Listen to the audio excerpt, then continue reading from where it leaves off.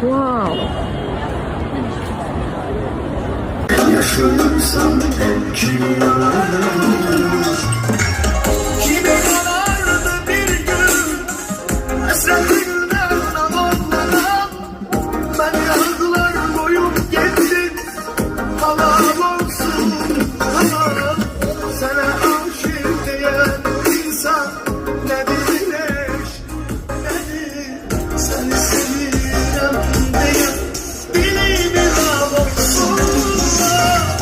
Kimi yanardı bir gün hasretinden anlanan? Beni yargılar koyup gittin, halam olsun halam. Sana aşık diyen insan ne bilir, nedir seni seviyorum diyen.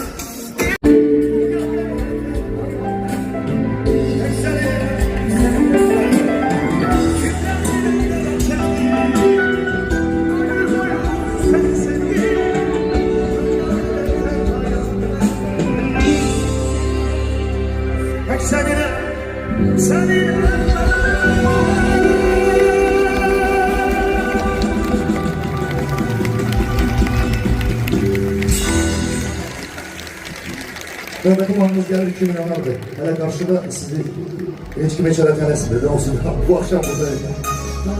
Çok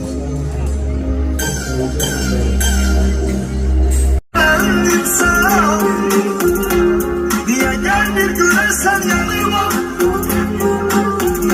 aklıma her gün gelen insan. Senin eşkine muhtaç olma, anam sensiz ölen insan. Diye gel bir gülersen yanıma, aklıma her gün gelen insan.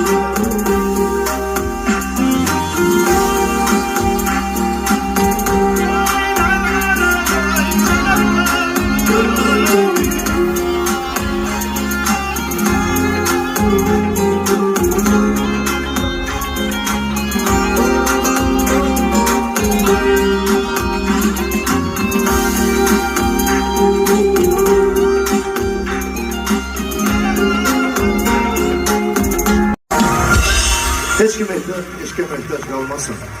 Hakikaten sevgi çok güzel hissi, duygudur. Her zaman sevip sevilesiz. Ve canlı ne gelir bizde? Sağım yalan, solum yalan. Bu ne diye? Eşine mühtaç, sağım yalan, solum yalan.